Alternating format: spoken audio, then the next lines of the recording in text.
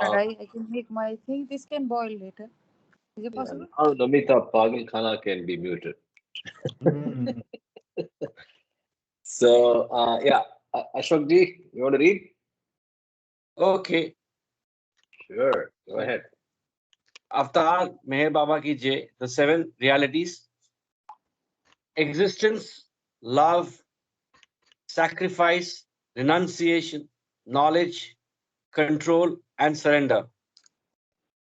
I give no importance to creed, dogma, caste, or the performance of religious ceremonies and rites, but to the understanding of the following seven realities.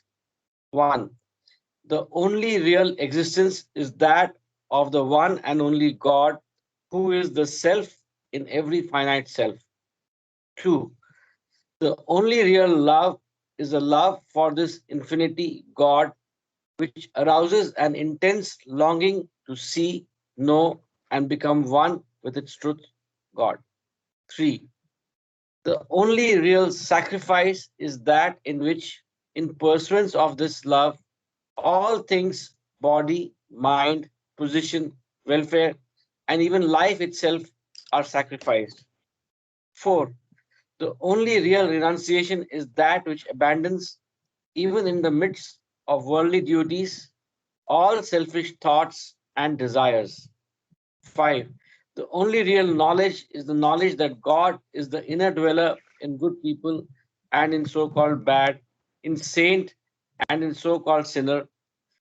This knowledge requires you to help all equally as circumstances demand, without expectation of reward, when compelled to take part in a dispute, to act without the slightest trace of enmity or hatred, to try to make others happy with brotherly or sisterly feeling for each one, and to harm no one in thought, word, or deed, not even those who harm you.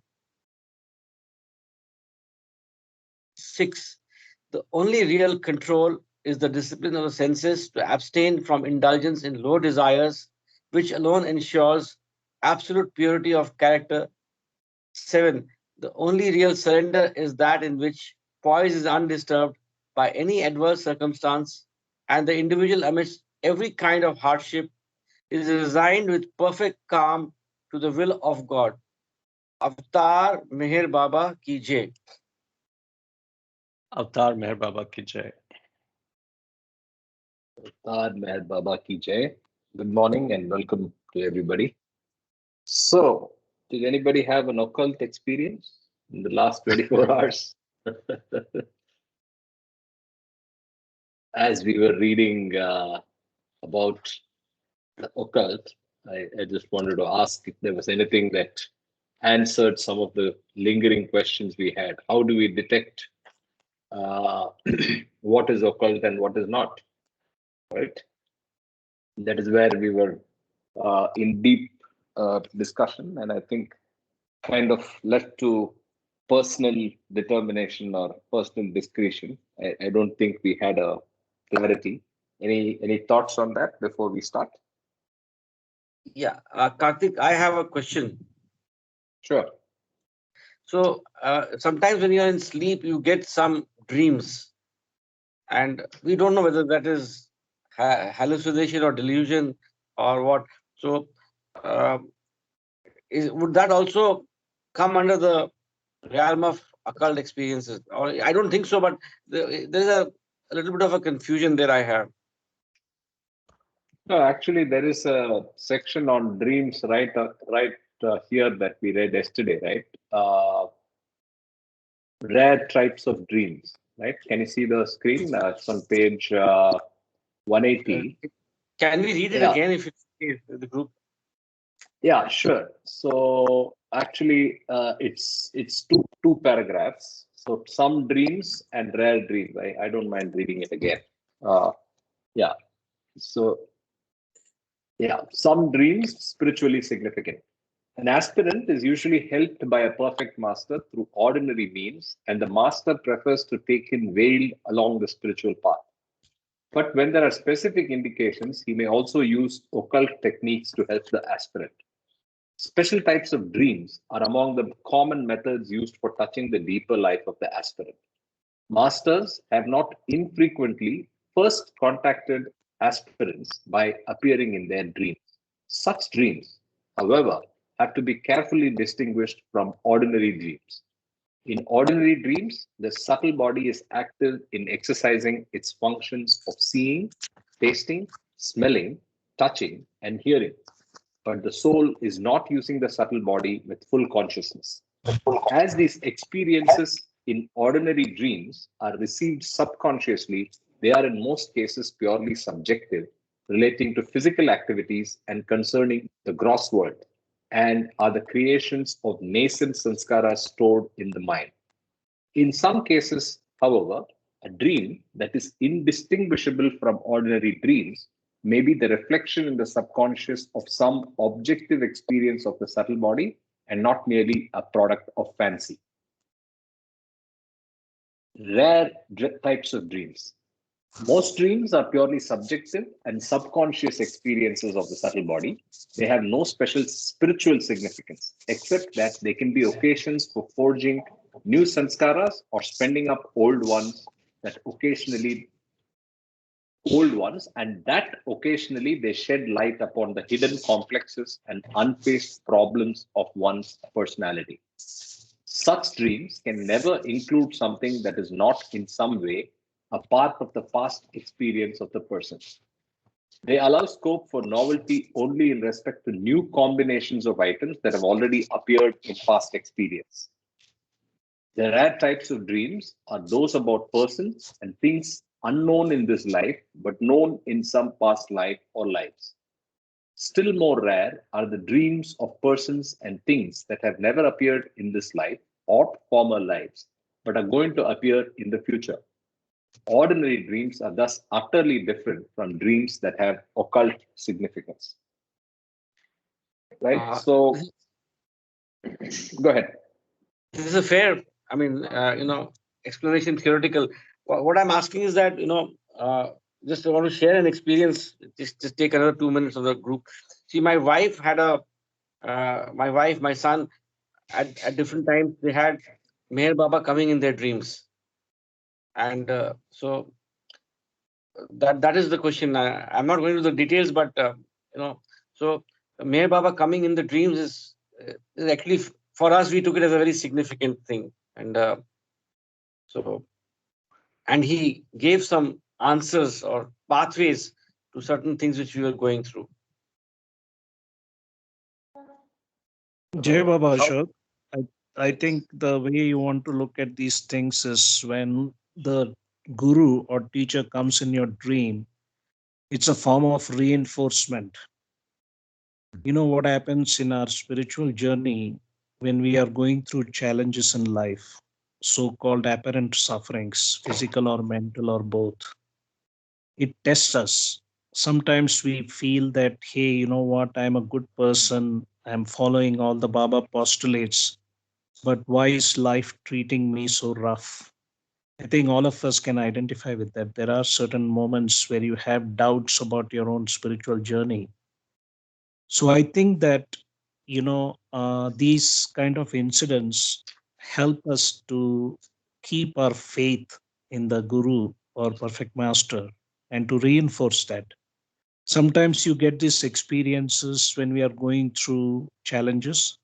Sometimes it happens by coincidences, like I think what Karthik and I experienced when we came to Kunur, when I was looking for a place. And I have had many experiences like that, where Baba plays a direct or indirect role in making certain things happen. You might call it mystical experiences. Some may call it occult. It all depends on the context. But the important thing is we should not give too much emphasis on dreams because, according to my understanding, it is a play of sanskaras.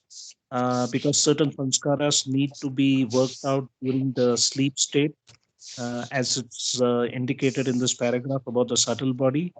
But when Karthik was reading, what I understood was we have to use our intuition where a particular dream is significant and where it is not, you know, because a lot of people get carried away every time they try to analyze the dreams. Ye kyun ho raha hai, kya ho raha hai? Because this whole life is a dream anyway. So that is what one needs to be cognizant. Jai Baba. Fair enough. Thank you. Thank you, everybody. Yeah. I just want to add. It's a frequent occurrence in the Baba community. I've heard of this, and I think Kama, you summarized it perfectly, right? I think it's safer to be very cautious, not cautious. I think I would say discreet and use your discretion to determine what is just your sanskaras playing out or what is actually an intuitive experience that Baba has introduced, right? And I think goes back to what I was saying yesterday. Wish we had a living perfect master and didn't have to deal with these doubts. But then that's our lot. So let's keep going. Anything else, Ashok, or anybody else? I just want No, to. I just want to say that let's find the key to find the living perfect master, if we can. No, I don't think so. So I think where we are, we have found our perfect master. Now, unfortunately, we do not have living access to him, and we just have one option now. In this lifetime, we only have to sharpen our ability to listen to that OILS and detect when it is OILS and not an hallucination.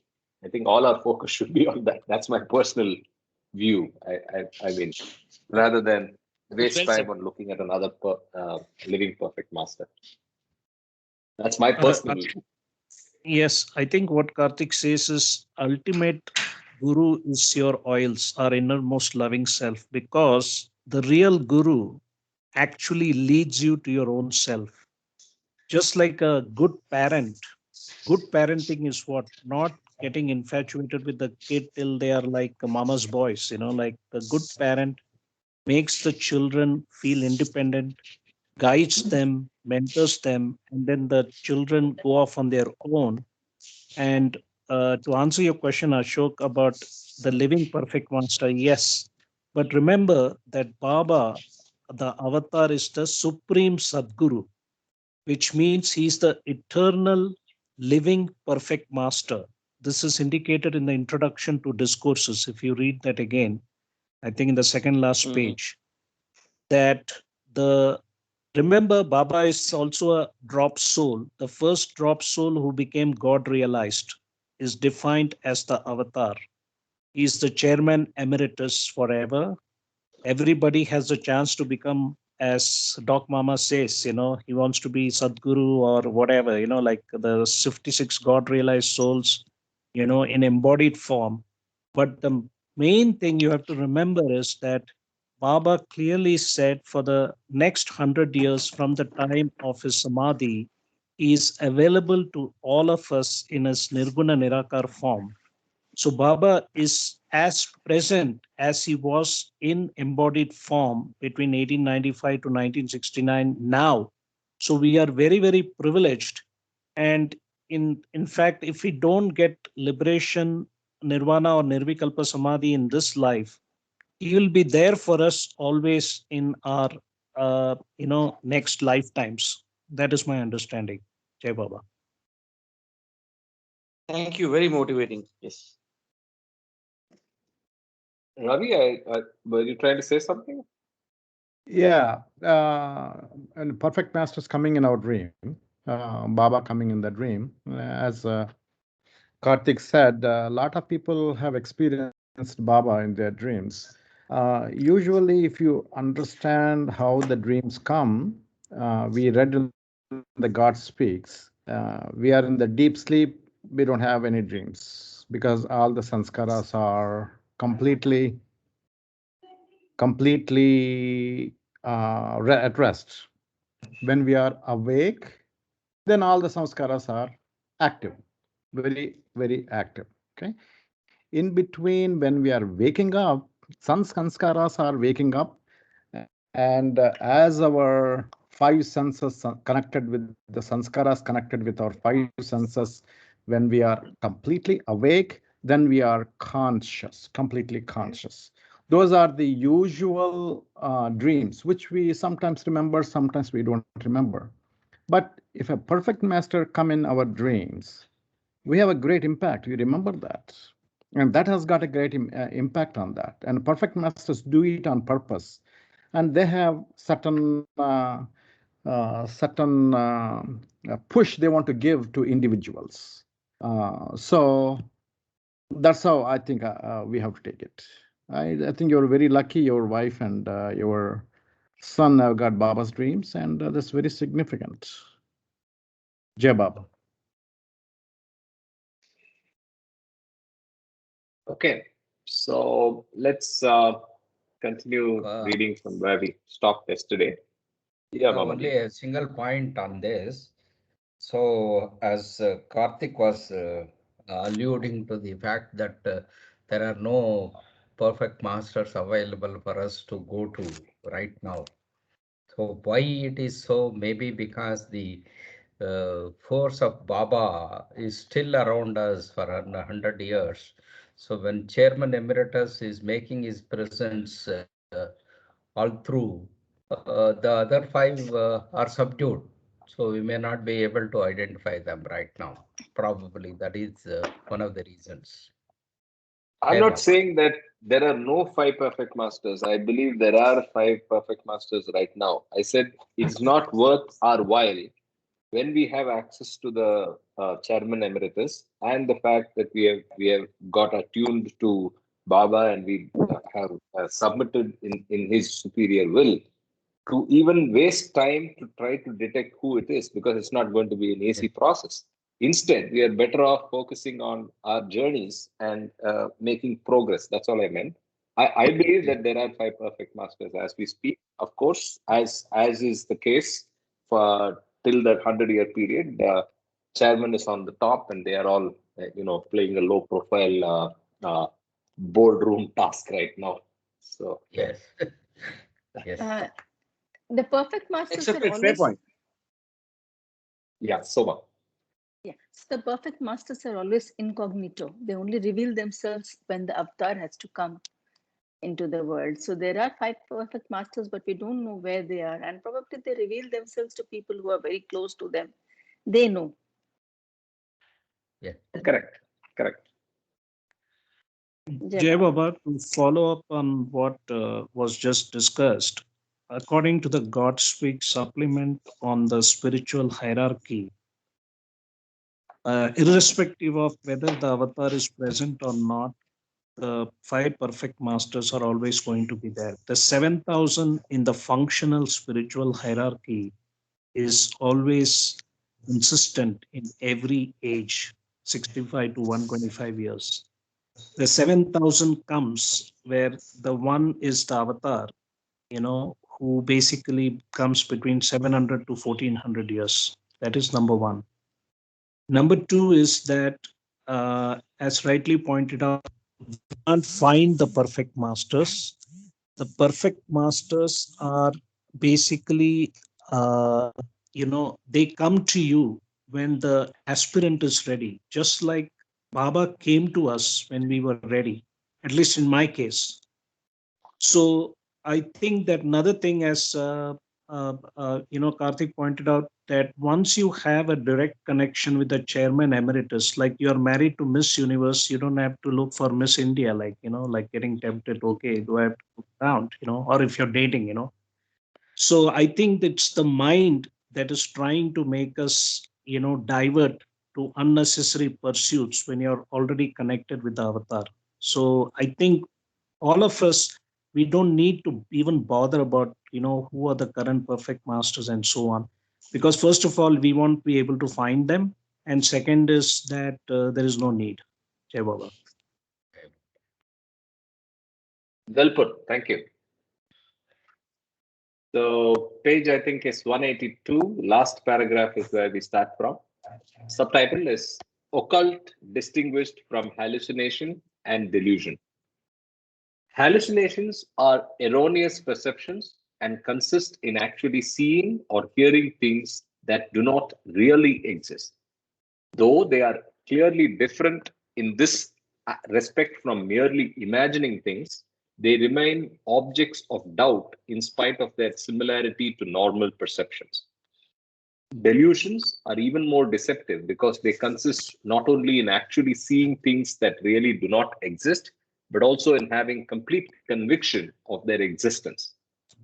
However, hallucinations and delusions do not bring extraordinary bliss or peace to the person who experiences them. The bliss and peace that are attendant upon real occult experiences are fairly reliable criteria by which to distinguish them as genuine.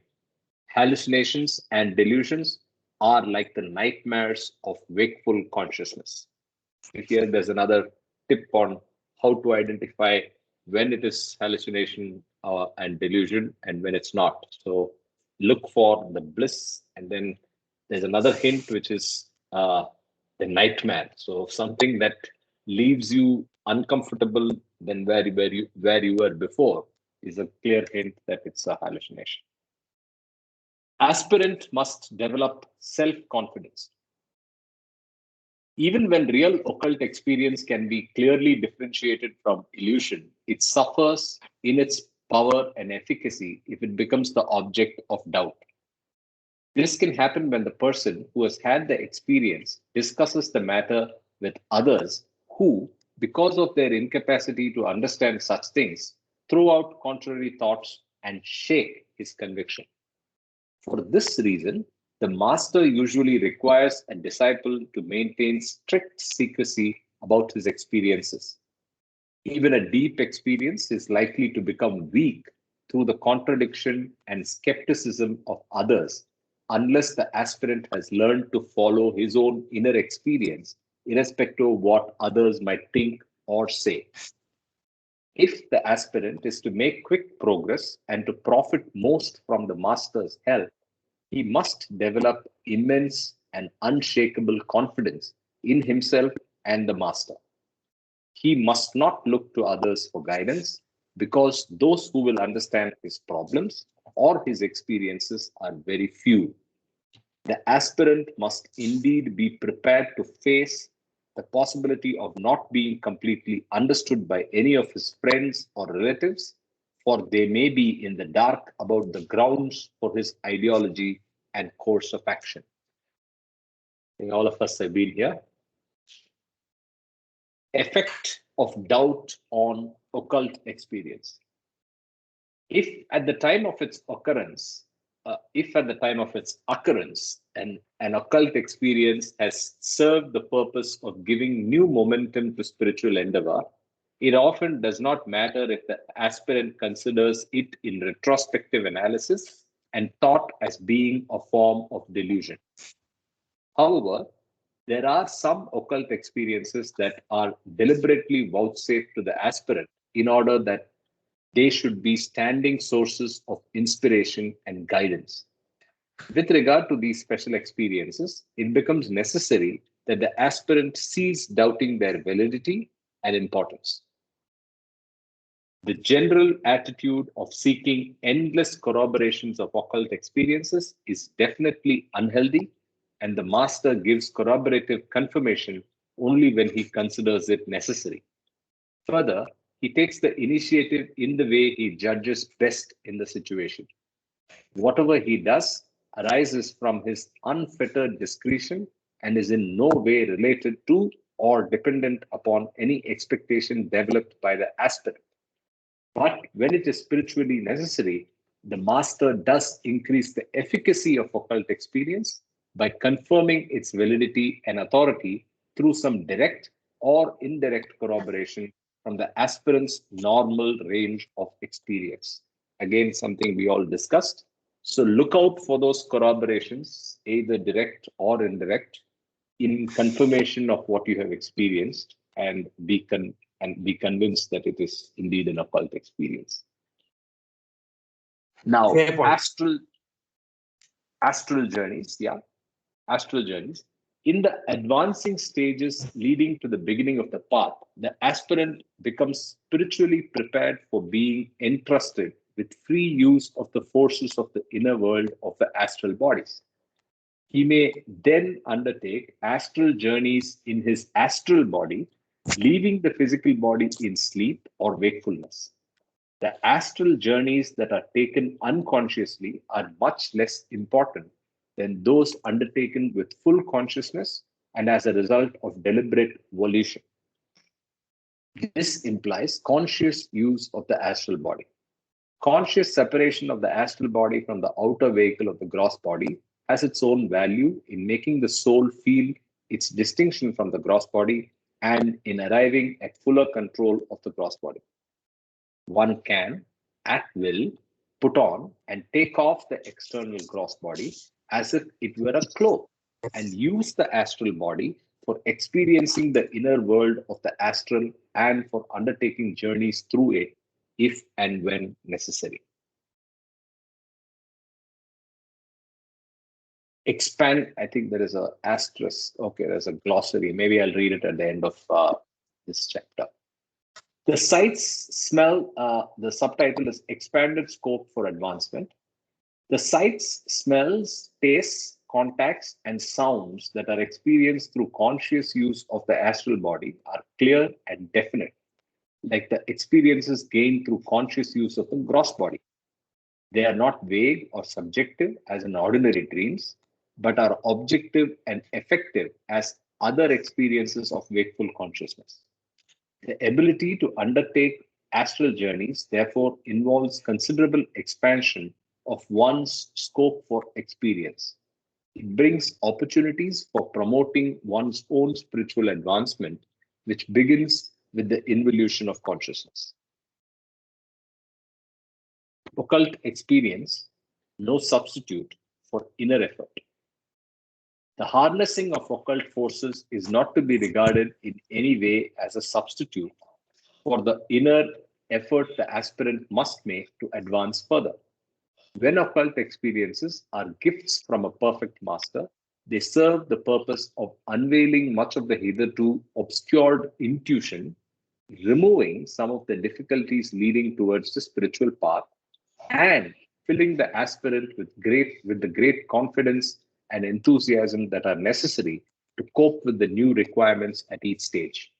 But the aspirant makes real progress by putting into practice the best intuitions of his heart, not by being the merely passive recipient of occult experiences. Jai Baba. So that's the first part. Let's quickly go to the glossary and read the. Karthik, I suggest you could just underline the last sentence. That's a good synopsis of the entire. Yeah, absolutely. So at least the one, for some reason, why is my.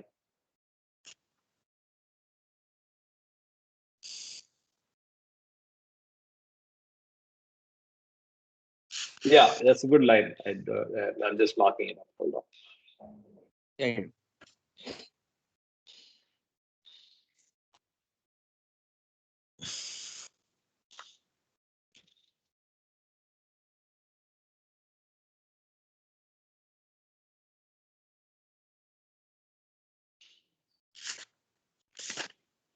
Hello.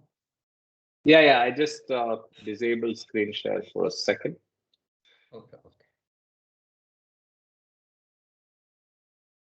So I think we can take it intuition in the waking state as the first step in the occult experience, I think.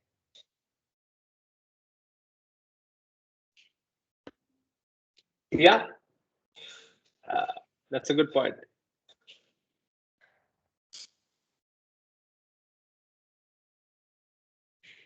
Oh, I have to share. Hold on.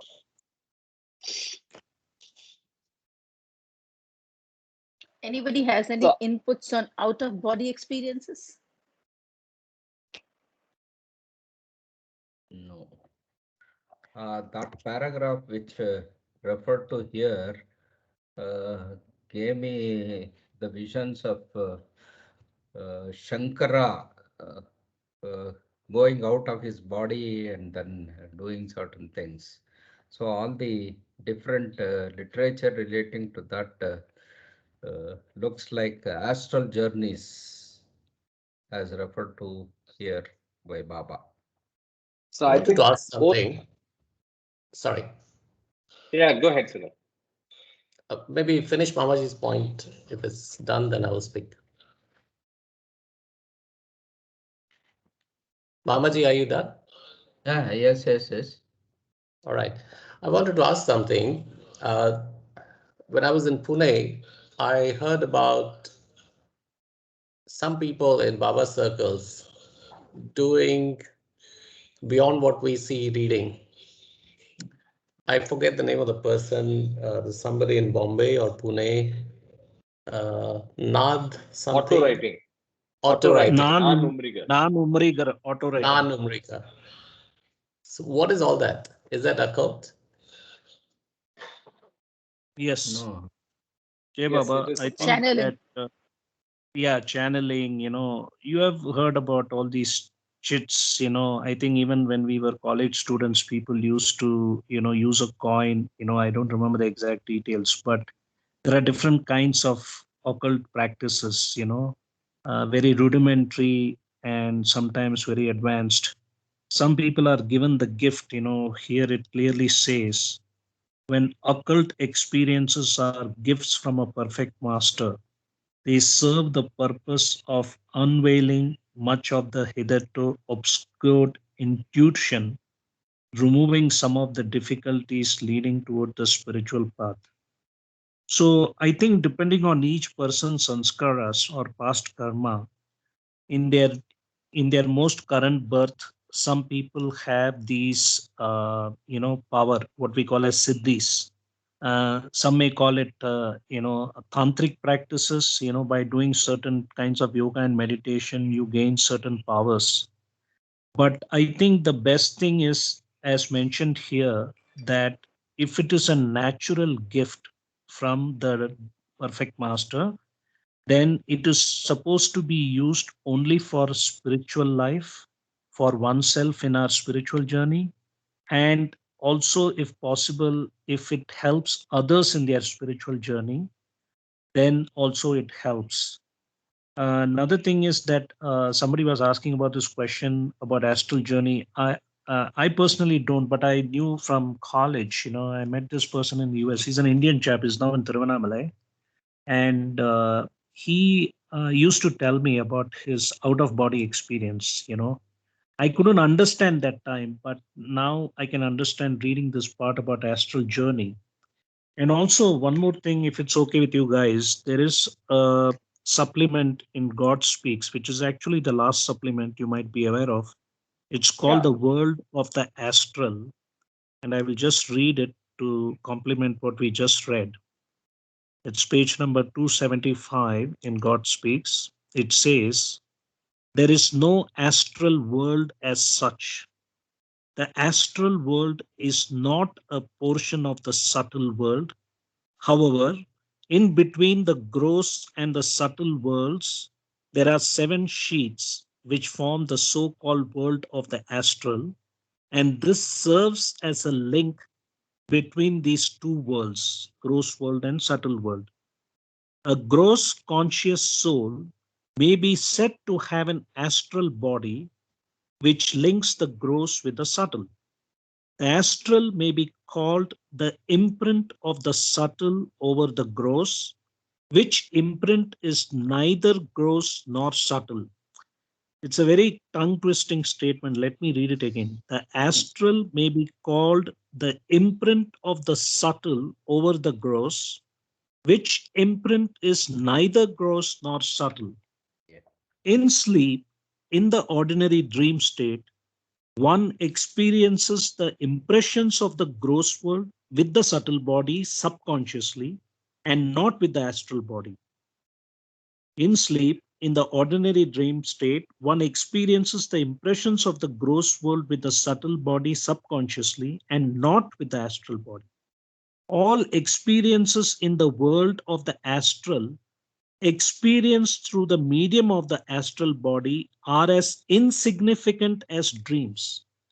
After disembodiment, the soul experiences the world of the astral in the astral body. This may be said to be the astral journey of the soul. When the soul gets embodied, the astral body is shed, and with the new gross body, it gets a fresh astral body. But as long as it does not get embodied, its subtle and mental bodies undergo the experiences of the state of heaven or hell through the medium of the astral body, in accordance with the impressions that were accumulated while it was in an embodied state. The spiritual path begins only with the involution of consciousness, when the soul begins to experience the first plane of the subtle world, and not when it just has access to the astral phenomena from the gross world. At the stage when the soul experiences fully the first plane of the subtle world, the astral sheath that linked the subtle with the gross is snapped for good. Hey, Baba. So I think that here, this particular supplement in God Speaks is very dense. Each paragraph has got some very interesting insights.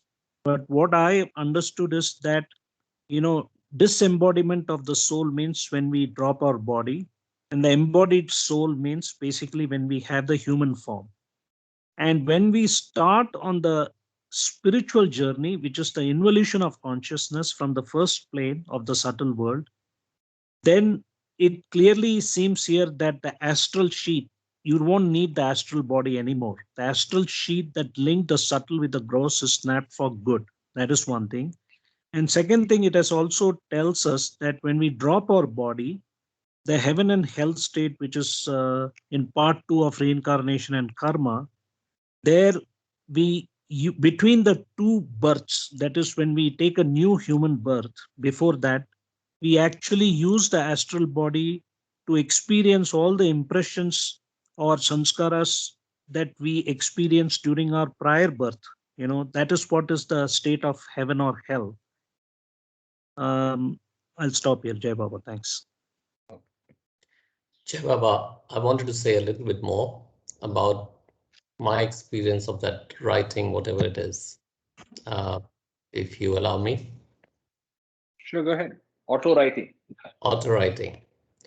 So, and I'm curious, so I'm just interrupting and posing question again. So after Daddy passed away on 7th of May, this is a related incident. So since you asked it, experience, so I remembered this and I wanted to ask. I put it aside actually from that day, but since it's come up in occult, I wanted to ask. There's this lady who stays in the same colony where we were staying. She's a Baba lover also, and she's been in the Baba circle. I will not name her. I don't even remember her name actually. She 3 years, 4 years ago, she's a family lady, husband, wife, and she was quite close to her nephew, if I remember right, who passed away 2 or 3 years ago. And this gentleman, Nan Umrika, told this lady that he's with Baba and he wants to connect with you.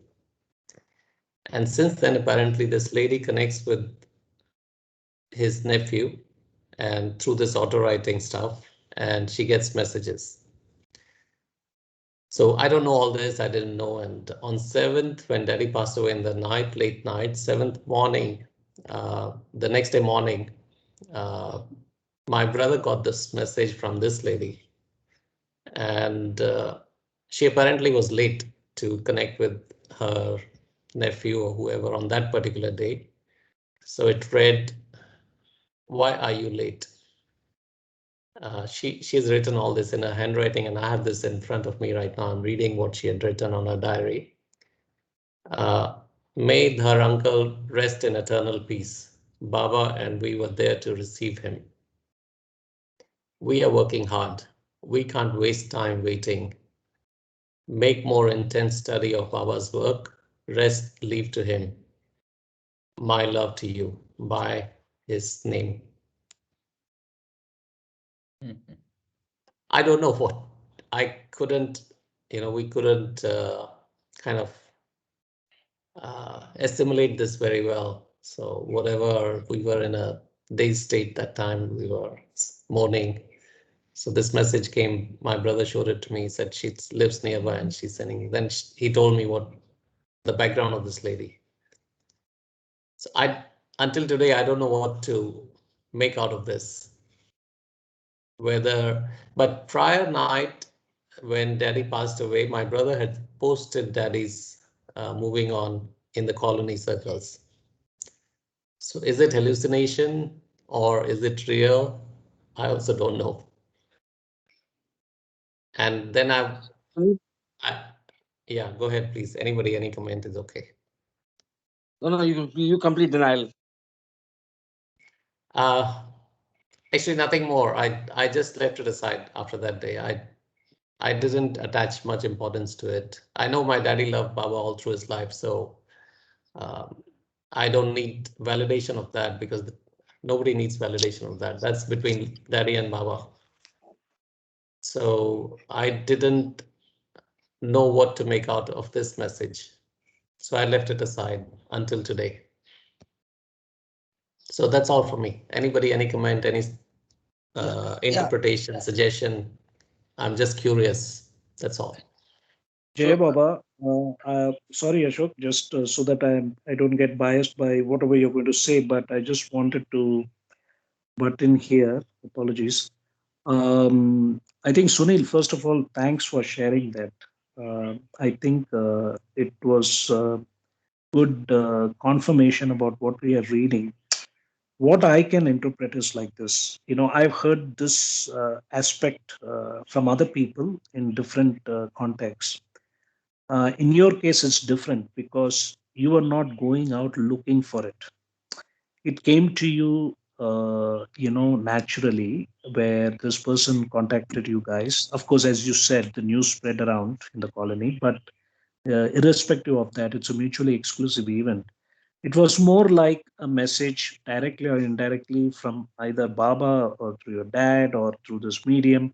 It doesn't matter. It's much more for me on a macro basis, a reinforcement again that, there is this other world which we don't know about.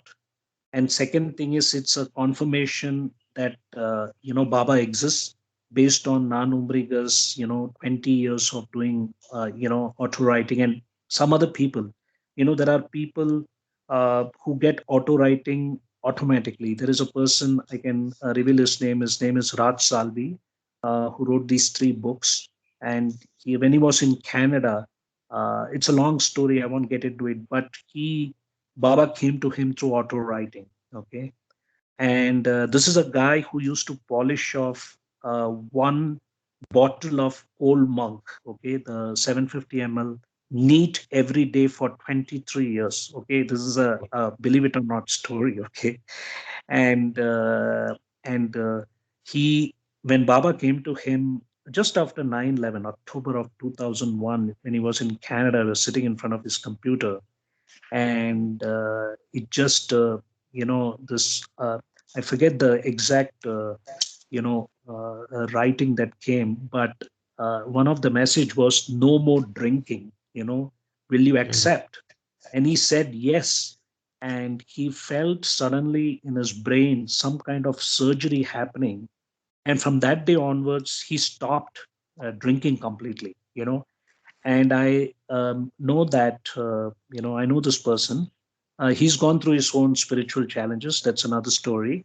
But he would do auto writing for free.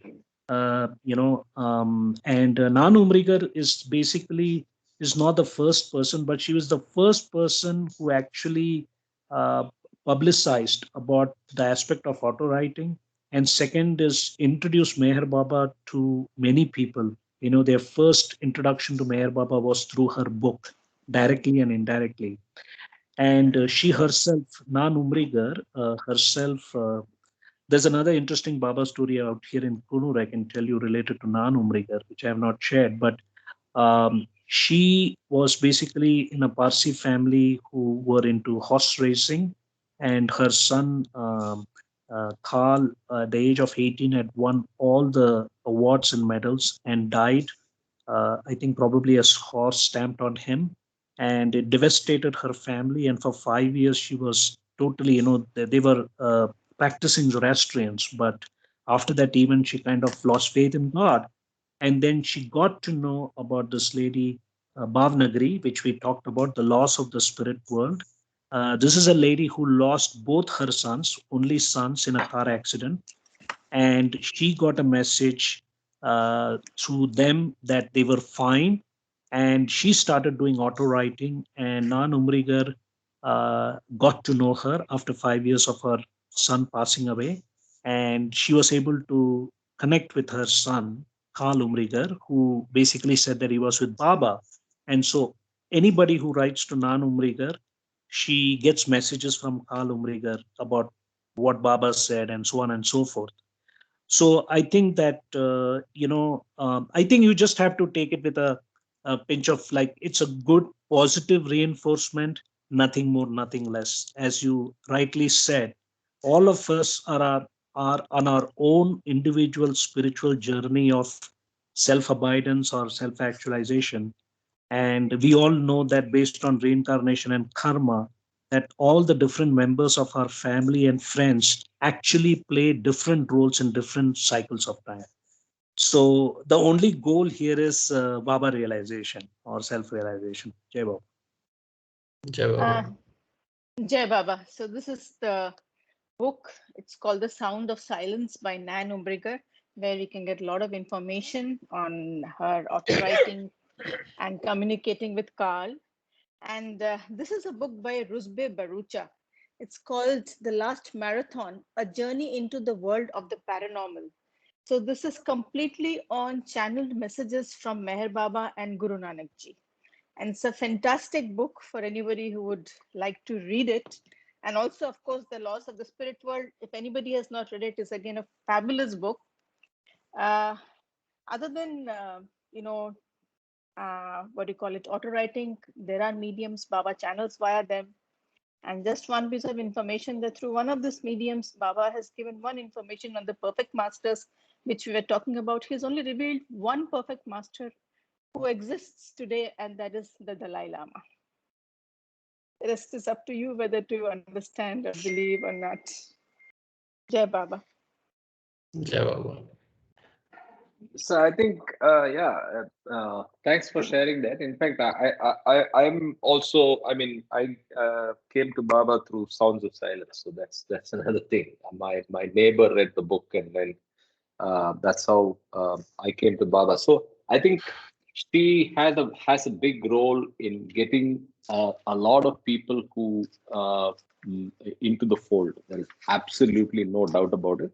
But I think it's we have to take occult and put it in its right place rather than give it too much importance, right? So it can be a very easy temptation for us to go and now that you have access, right? Now I'm surprised there are many more, like Soma said, not just Nan and the other lady in Pune. I know another lady in Pune as well who does this. So I think we have to resist the temptation to get sucked into day-to-day consultations with these channels, because I think our journey is our journey, and if we are able to sharpen our intuition and make direct contact, what better choice do you have, right? So that's my personal opinion. But then absolutely, that's what I thought, Karthik. Yeah, I didn't attach any importance to it. I thought not necessary. That yes, my life is between Baba and me. That's all. So we don't need mediums. Yeah. Please try and read The Last Marathon. The Last Marathon is a fabulous book by Rusbe Baruch. I'm sure all of you know. Fabulous as in for knowledge or for practice? Or I'm not sure.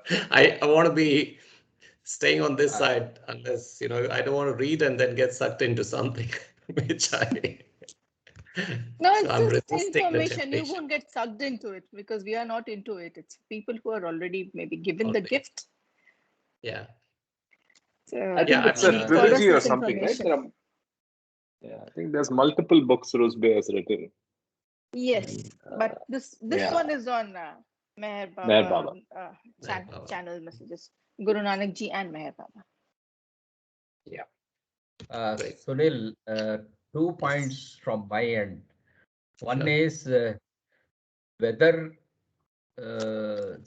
say, those who may not believe in the occult may think that the news of your father ailing and maybe almost at the end was circulated and somebody used that to give you a sort of a message as though it is coming from him or from Baba. That is how we may look at it. The other thing is, if you do not want to subscribe to that, if it is a real message, just take it and leave it at that. That is, Yeah. so Babaji, not to that's what we mull did. around that and That's say. So if it is the other way, it's an affirmation. As you have already told that your daddy was with Baba for a long time, and there is no necessity of stamping it by someone else or something like that. So we have to just take it as a part of life and then go ahead. Oh, on, yeah. Jai Baba, thank you.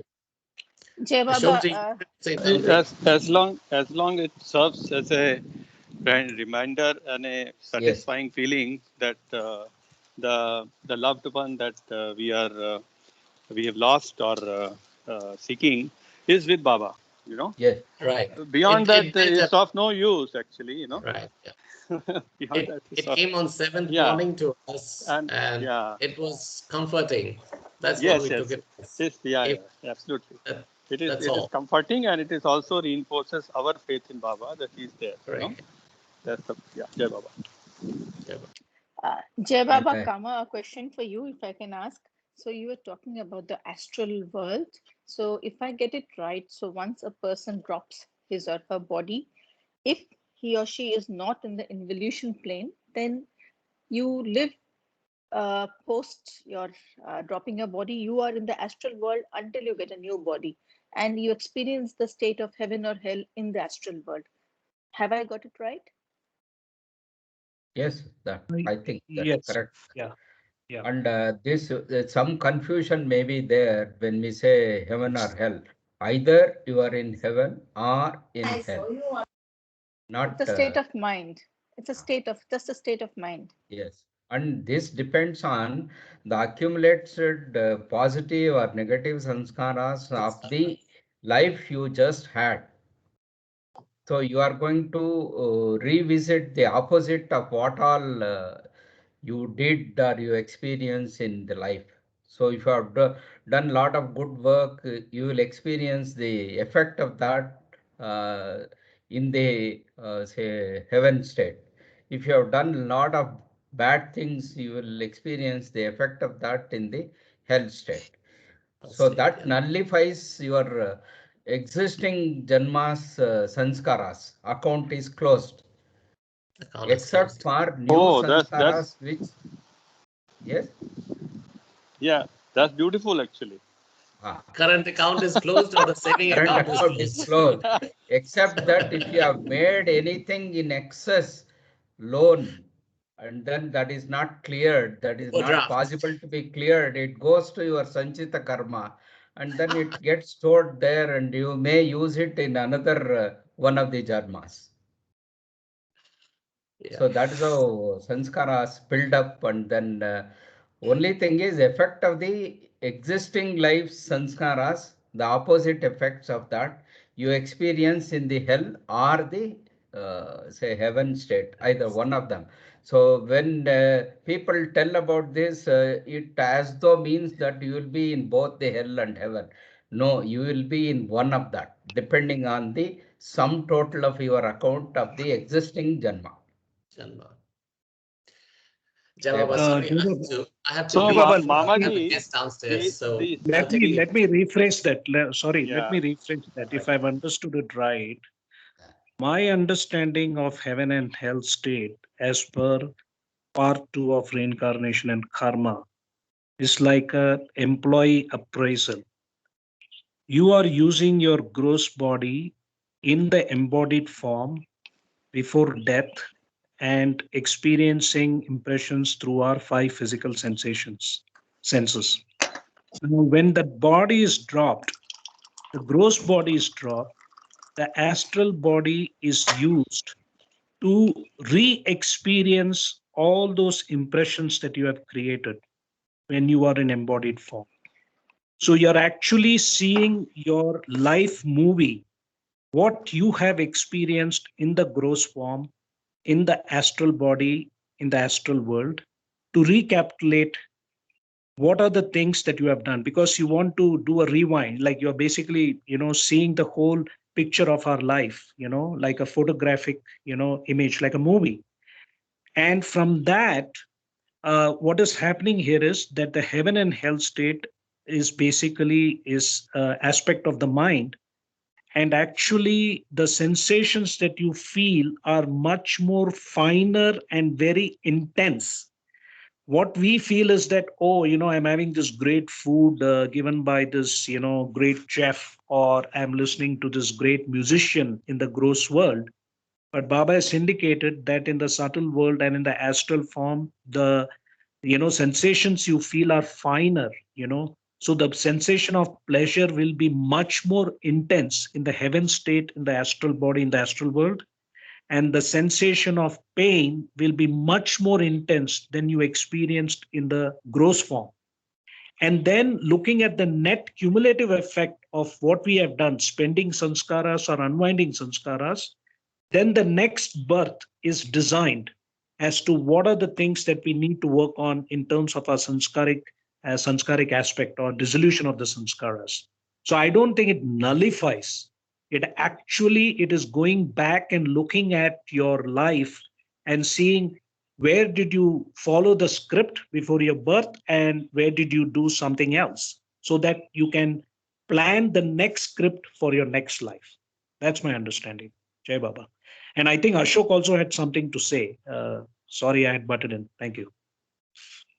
Yeah, okay. I just take a 2 minutes. So just a couple of things. One is that Baba has his own way of reaching out in different by different methods. So most of it is summarized by Karthik, Kama, and others. So, and second thing, just to answer Soma's question, is that once the body drops, it's like changing a cloak or a costume, and generally there's an interim period of 4 days when either it gets into another body or it attains another stage, maybe nirvana. So that is there in the chapter Death and Immortality of Listening Humanity, and also in the relevant places in the discourses. That's all. I think others have already said what I was going to communicate. Thank you, Jai Baba. Can I have one? The confusion is there with this heaven or hell state. So if you take the, say, experiences that we go through in the whole life of this existing life, so there will be lot of positives, lot of negatives. I feel the sum total or the overwhelming the sanskara or the experiences that we have gone through, either positivity, if it is tilting towards positivity or tilting towards the negativity, that sum total, one of that is experienced in the astral world. So that's why either you go to hell or heaven. That is how I have understood of what all I have read till now. But I need some more clarity on that. Otherwise, everybody will go through hell and heaven together, or one after the other, because we have so much of action in this life, which is both positive and negative. So how do we look at it? Jai Baba. Amaji, if I can just, can I read from Jai Baba? Just give me a minute, Kama. So this is from page 99 of Listen Humanity. This is a sub-note here. Neither hell nor heaven should be regarded as places. They are mental states and imaginary in the same sense that the world of duality also exists in the realm of illusion. So I think if you all read the chapter on death and immortality, some of the questions will be answered. Yeah, that's all from me. Yes, these questions have come because we have already read that chapter. Yes. Yes, any Jai other Baba, inputs? Yes. yeah, to answer your question, look, it's not that you only experience the heaven state. It's not the net cumulative. That is correct. Based on your debit and credit, good and bad karma. Suppose you have more bad karma, naturally the net effect will be a hell state. Suppose you have more good karma than bad karma, because we are doing both good karma and bad karma. It's not in balanced. So depending on which is more, you will have the heaven state or hell state. But it's not that you actually experience both states, because you are experiencing the same thing that you experienced in your gross body in the embodied form as a human being. You experience the same, it's revived. Let me read this because it's much more clear here. This is page number 307 in Discourses. It says, after death, there is no consciousness of the gross world for the ordinary soul, since such consciousness is directly dependent on the physical body. Though the consciousness of the gross world is thus lost, the impressions of the experiences of the gross world are retained in the mental body, and they continue to express themselves through the semi-subtle world, which is the astral world. During the interval between death and the next incarnation, the consciousness of the soul is turned toward these impressions, resulting in a vivification of impressions and the revival of corresponding experiences. However, this soul does not become aware of the subtle environment. It is wrapped up in complete subjectivity and absorbed in living through the revived impressions. In life after death, the experiences of pain and pleasure become much more intense than they were in earthly life. These subjective states of intensified suffering and joy are called hell and heaven. Hell and heaven are states of mind. They should not be looked upon as being places, and though subjectively they mean a great deal to the individualized soul, they are both illusions within the greater illusion. In the hell state as well as in the heaven state, desires become much more intense, since they no longer require expression through the gross medium. Like desires, the experiences incurred in their fulfillment or non-fulfillment also become greatly intensified. In the earthly career, desires as well as the pleasures and the sufferings they bring are experienced through the medium of the gross body. The soul is, of course, actually using its higher bodies at the same time, but in the earthly career, its consciousness is bound up with the gross body. Therefore, the processes of consciousness have to pass through an additional veil that lessens their force, liveliness, and intensity, just as rays of light are dimmed when they are required to pass through a thick glass. During habitation in the body, desires and experiences suffer a deterioration in intensity, but when the habitation is given up, they undergo a relative increase of intensity. So this is basically what is given in this chapter about hell and heaven state. So you are reviving, what it clearly says is that, during the interval between death and the next incarnation, the consciousness of the soul is turned toward these impressions, resulting in a vivification of impressions and the revival of corresponding experiences. So it's almost what I've understood is that you are recreating your life again in the astral world after going through the dropping of the gross body. Yeah, Okay, we had a good discussion and food for future thought. Sure. So with that, let's get back to part 2. Page is 186 for those of you on the. By the way, did I hear Sanjay saying something? I thought there were two people speaking, so his voice was. So if you have anything to say, Sorry, no. Go ahead, Karthik. Yeah, okay, Baba. Okay, fine. Yeah, no. So it's a place of occultism in spiritual life, part 2, the relationship with the master in spiritual life. People constantly interacting on inner spheres.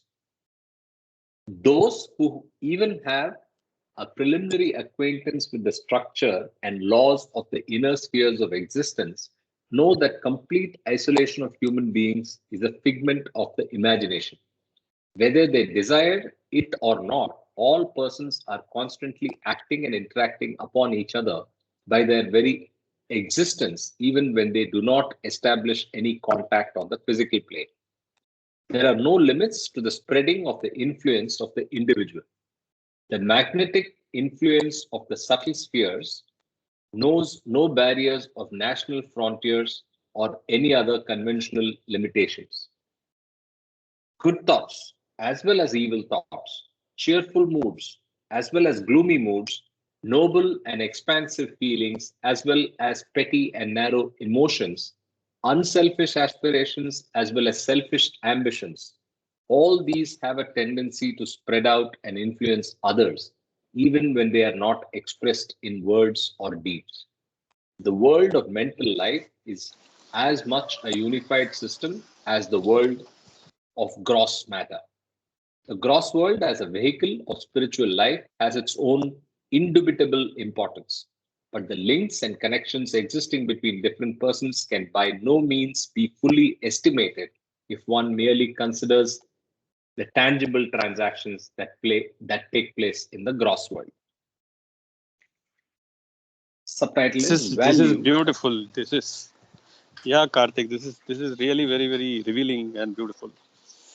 Even our feelings for others, and we also experience this being in company of certain people. We feel so elated and depressed in some others actually. So this is very, very important. Jai Baba. Loved it. Absolutely.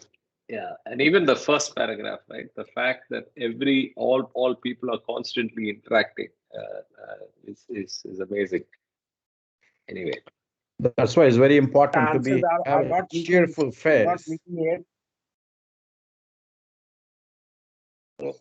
Just Go wanted ahead. to say Ashok, Baba has and asked Ravi. us to So remain Ravi cheerful. first. Yeah, Baba has asked Yes. us to remain cheerful. Yeah, Jai Baba. Yeah, that's why it's very Ravi. important to have a cheerful face all the time, even if some big things are erupting in our heart, because that has got tremendous effect on the people. It's not easy. That's what Krishna says, even Baba says, to have a state of sthita prajna, the state of equanimity, irrespective of the feelings. But we should be equanimous inside and outside. That helps us to be cheerful. Jai Baba. Cool. I try to be cheerful as far as possible, but yeah, it's not easy. Ashok. Yeah, I saw, today we had said that you were amazed at how we all are connected despite not having met Yes. physically. So I think the answer is in what we just read. Is right in the first paragraph. Perfect. That's what I wanted to say. Yeah. Thank you. Perfect. Jai Baba. Very good, very good, Ashok. Yeah.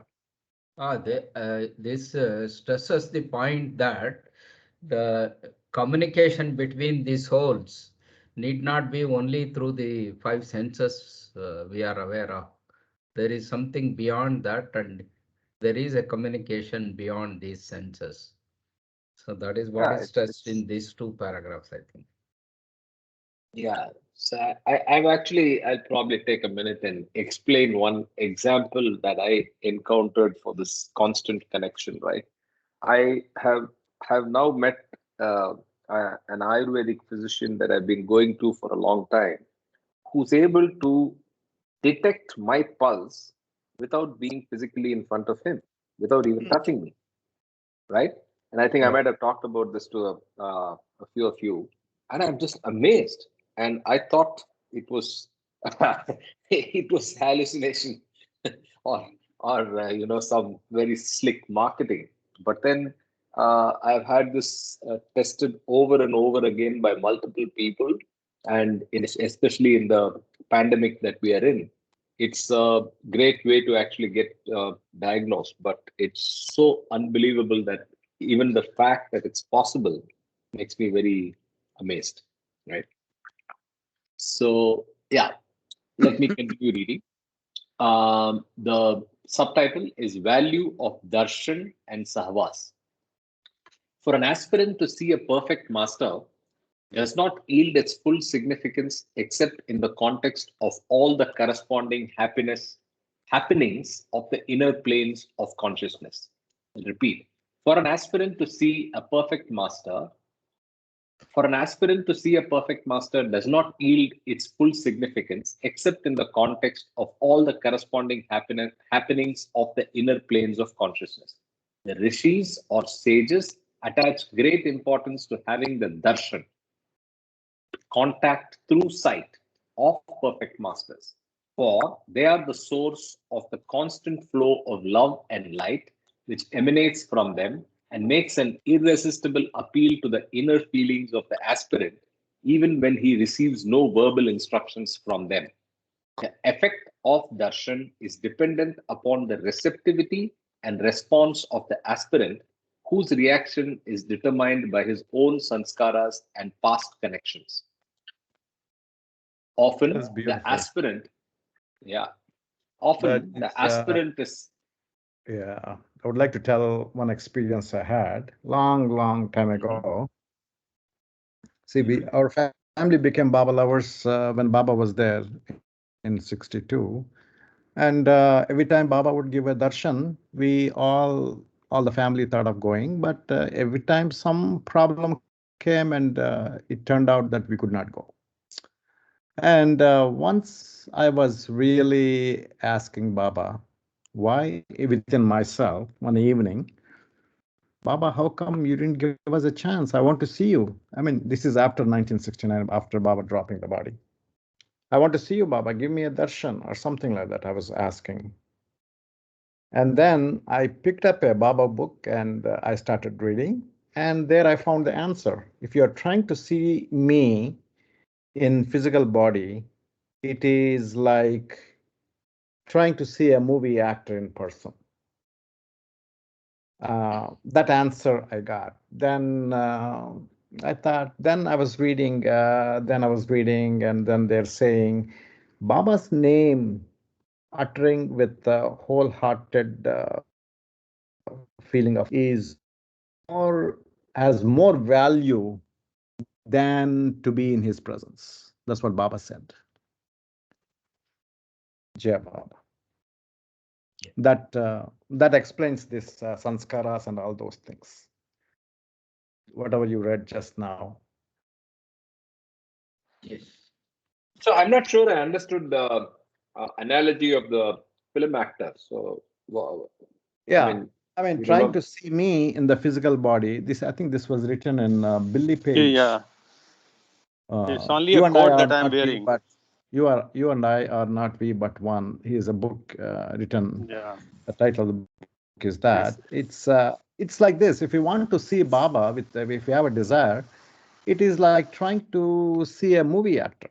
Movie actors, we know we see on the screen, and we develop a kind of heroic impressions, and then we want to see them in physical form. There is no meaning to that, right? As long as they act, we enjoy that. But what are we going to get out of watching them physically? Nothing, right? It's like that. Yeah, it's only a coat that I'm wearing. Yeah, just a coat I'm wearing. Yeah. But see here the effect of darshan is dependent upon the receptivity and response of the aspirant, whose reaction is determined by his own sanskaras and past connections. See, that is the here. yeah. Another interpretation of what is told there, because this say longing or yearning by Ravi to see Baba was after Baba dropped his body. So maybe the way we can look at it is that trying to see a movie actor is so difficult because we have to go into his personal life and see him. But all our imagination or all our say contact is through his acting. So Baba is still living with us with all his messages, with all his say stories and all that. So you have to see Baba through that. And the physical body you are unable to see because it is not there now. So that may also be another way of interpreting that sentence, I think. Jai Baba. Jai Baba. Yeah, interesting. I continue. Often the aspirant is completely satisfied with the darshan of a master and he desires nothing further from him. To derive bliss and contentment from the mere darshan of the master is a great thing because it indicates that the aspirant has desirelessness and love, which are the two essentials of spiritual life. Having had the darshan of the beloved master, the aspirant naturally desires nothing except to have more of his darshan and is thus impelled by his inner spiritual urge to seek the sahvas of that is the company of the master as often as possible. Further, sahvas of the master implements and strengthens the purifying effect of darshan and also results in drawing the aspirant closer and closer to the master on the inner planes. Feet of the master. Like darshan, falling at the feet of a master also has special value of its own. The feet, which are physically the lowest part of the body, are the highest from the spiritual point of view. Physically, the feet go through everything, good and bad, beautiful and ugly, clean and dirty. Yet they remain above everything. Spiritually, the feet of the masters are above everything in the universe, which is like dust to them. When people come to a perfect master and touch his feet with their hands, they lay the burden of their sanskaras on him. He collects the sanskaras from all over the universe, just as an ordinary person in walking collects dust on his feet. There is an ancient tradition that after the aspirant has the darshan of a master and falls at his feet, he washes the master's feet with milk and honey and places a coconut near them as his offering. Honey represents red, bad sanskaras. Milk represents white, good sanskaras. And the coconut represents the mind. Thus, this convention, which has become established in some areas in connection with the greeting, in connection with greeting the masters, really symbolizes throwing the burden of all sanskaras on the master and surrendering the mind to him. Adoption of this inner attitude constitutes the most critical and important step that the aspirant must take in order to get initiated on the spiritual path. I think let's stop here. I think this has got a lot of value here, Karthik. This reminds me, if you go a little further up, the previous page. Yeah. Feet is master's most important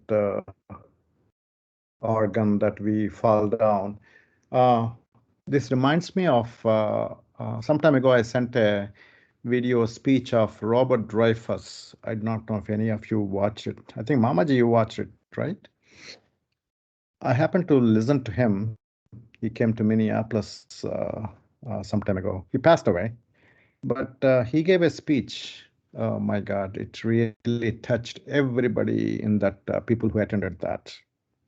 That man, when he was 27 or so,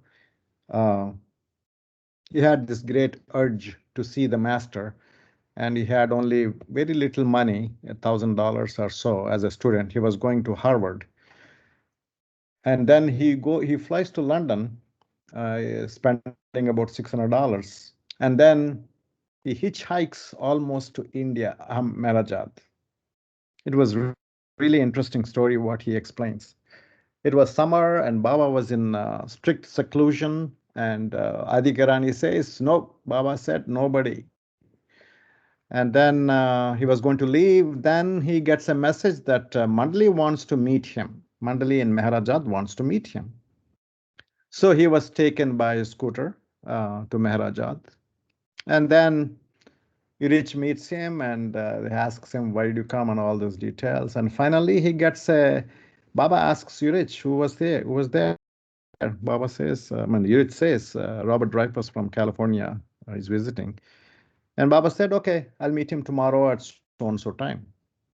And it was a summer, May. Then next day morning, at the appointed time, Richard Dreyfus goes and meets him. Baba, no sadra, I mean, no upper garment. It was so hot, and lower just a sadra. And he pulled the sadra way up his waist, and his legs were dangling. And he said, bow down to my feet. And he bows down the feet, and he gets great experience. And that's it. He blesses him, and he says, go away. You know, he gives some money, and then he goes back to California.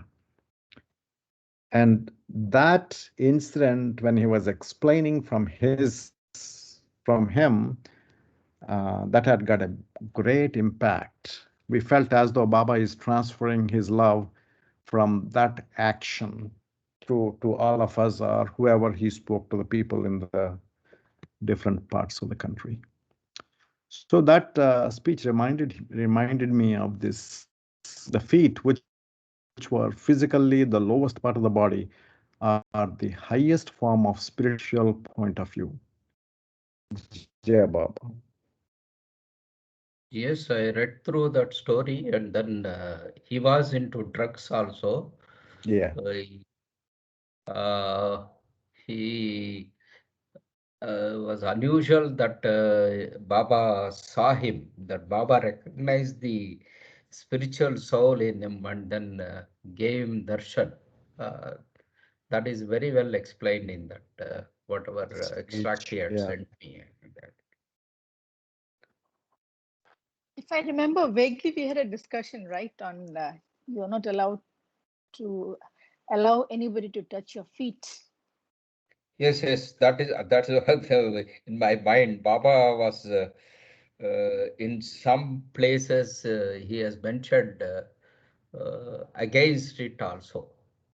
Correct. No, he mentions against normal human beings falling at each other's feet. I fall at parents' feet, and that is what he says no, because of the same logic, the same aspect that you're basically giving the sanskaras, and each time you accept somebody falling at your feet, you're taking their sanskaras. Whereas for a perfect master, it is absolutely allowed. So if he has forbidden, it must have been with a specific purpose at specific instances from some certain souls, right? But otherwise, for falling at people's feet direction is very clear. He says, don't do it. Normal human beings shouldn't be doing it. Exactly.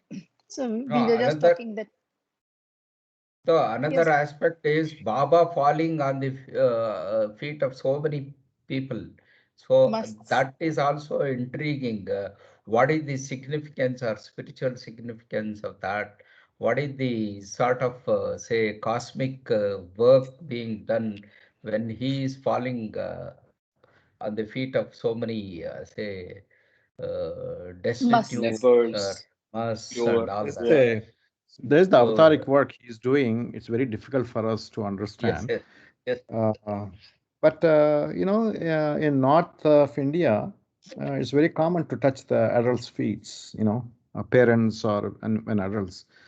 Now I belong to this Chinmaya mission. When Swamijis come, it's very customary in that environment to touch Swamiji's feet.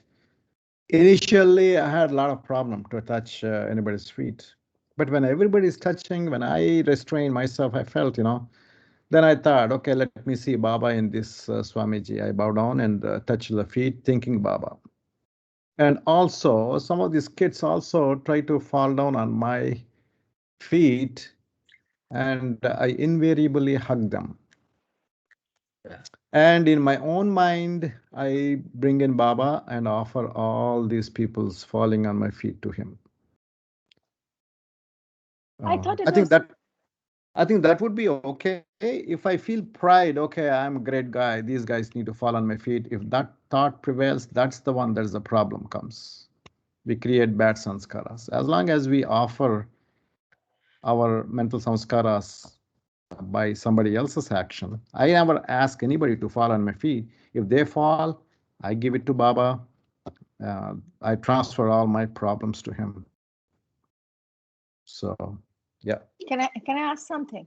I thought if somebody falls at your feet, you take on the sanskaras of that person. On the Yes. contrary, if you are falling on somebody else's feet, you pass it on. Is that Yes. right, or is it both That's what ways? they say, yeah. But That's as long why as we think we are falling on God's feet and bow down, I think you're okay. Sanskaras have. Jai Baba, I think technically, from my understanding, only a God-realized being, a self-realized person, is actually allowed or allows, like perfect masters to touch their feet, because they take over your sanskaras. That is one thing. To bow to the feet of a perfect master is a form of where, because he's got universal mind, universal body, and so on, that he actually, when he is allowing you to touch his feet, that is actually a gift where he's taking some of your sanskaras. But I think that people who allow others to touch their feet, there is a spiritual ego involved, because till the sixth plane, there is a spiritual ego. And they are still working on their prarabdha sanskaras.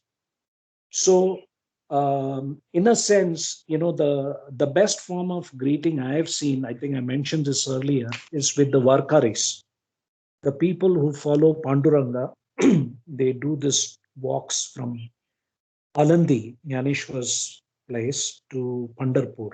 Pandharpur is famous, with Gadge Maharaj and Baba meeting there during in November of 1952 or 54. And what I have noticed, that there, the children, the adults, the senior citizens, they bow to each other. When kid touches the feet of the elder touches the feet of the child. It's almost like and it's done with total love. It's total neutralization in a way. I believe that if you really want to touch somebody's feet, that's a great way. And as Ravi pointed out, better to hug. And when I've gone and given talks in these remote schools or universities, some of these kids come and talk and they try to touch my feet. I say, no, please. I'll say, like, you want to touch somebody's feet? Here's my teacher. You can touch his feet. His name is Meher Baba. Otherwise, you touch the feet of your, Ishta Devata at your home or whatever. Don't touch my feet. And I don't touch others' feet also, because I don't want to give other people my sanskaras, to be very frank, to be fair to them. But I think that, I've seen in the Ramakrishna mission, I've seen all those things, there is a form of spiritual ego out there, because ultimately, you have to be self-realized, whether you are in fifth plane, sixth plane, doesn't matter, Jai Baba. I don't know where I In heard or North read India, that. it's very customary, right, to touch each other, Yes. parents and adults' feet. In the East also, that's how you greet your elders. I don't know, I read or heard somewhere that when you bless, when somebody touches your feet, you bless them. That's what is customary. So blessings are very difficult. Like, you expend a lot of energy when you bless somebody. It's better to do the Japanese form of bowing, actually. I think I would prefer that rather than shaking hands or touching somebody's feet. Nobody's exchanging sanskaras. Because my explanation, when I talk about the West and the East, when you introduce yourself in the West, I remember when I used to work in New York, the guy would tell me, why is your handshake so. Hello? Can you just mute, please? Okay. So the point here is that, when I used to shake hands, my handshake would be very not hard and stiff. I would just shake hands and keep it very what do you call flaccid, like, I would not make a. So my friend used to tell me, "Come on, why don't you give a hard shake?" Like, I said, like, for what? Because that talks about your self-confidence, about thing. It's about the ego. I am this, I am that. But the Eastern form of tradition where you bow down. I love the Japanese aspect of bowing down. You don't have to touch anybody's feet. Nobody's passing away anybody's sanskaras. So I think that is a beautiful form of expression, to just do namaste, namaskaram, like, I think COVID has started doing that for a lot of people. So yeah, Jai Baba. Come on, not all the time. Yeah. Giving giving a firm shake hand is kind of respect. Once I was playing tennis and I fell down and my little finger got broken. So I had a band-aids and everything, and then finally the band-aids was taken out. I still had pain, and then I met this guy, and this guy was out of great regard for me. He gave a good shake hand. Moo! I shouted like with pain. I said, "Thank you for your respect, but I have a problem with my hand. Please don't." So we have to see, if you give firm shake hand, make sure the other guy's hand is okay before you shake hand. Jai Baba. No, I don't understand your Baba. point, So but I can definitely say that, I used to feel It's very a uncomfortable joke, with come some of the on. Westerners. 10:30 is over. It's a joke, man. I understand. It's also a joke. What I'm saying, life is a joke, so it's okay. So the question is that I used to feel very uncomfortable with some of these Westerners because they are very, physically very strong, and sometimes my wrist used to pain, frankly, And I think that people like probably even Trump said, especially in the West, if you notice, sorry, digressing here, but when you go to the men's room, especially, they don't wash their hands. Okay. So I think Trump was very clear. There are certain aspects of Trump, being a teetotaler or whatever, and he behaved who he was. He was not a hypocrite. But the interesting thing with him was he said, I don't shake hands with anybody if I can help it, because of various things of people carry all kinds of, they don't wash their hands. So it happens here also. We notice that. Jai Baba. yeah, interesting. But anyway, I think I discovered, I was going to ask a question on what is the COVID appropriate replacement for the embrace, right? The Baba Namaste. embrace. Namaste. Yeah, I think it's namaste followed by the bow. I like that. So I think we should practice that, and it's also mutual because we are bowing to each other, and you're keeping a safe distance or whatever we can. So I think you hit the nail on the head, Kama. I was going to ask that question, but you answered. So anyway, I've started using namaste more than any other Western greeting. Gets a eyebrow raised, but I think it's worth it. Once you understand the meaning of namaste, I think you'll more often use it than not. On that note, I think we are well out of time, and we'll wrap up for today and look forward to seeing you all next week.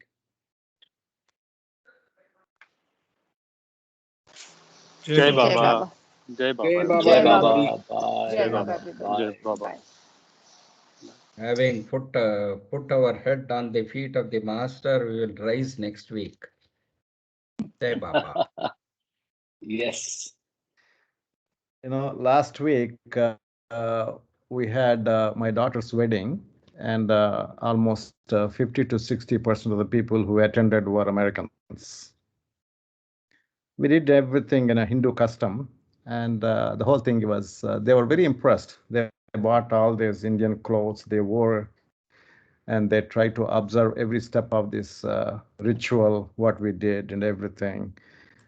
And some of them started namaste. Whenever we come across in the hotel, they started doing namaste for all of us. I thought that was very interesting. Yes. They danced, they enjoyed. Yeah.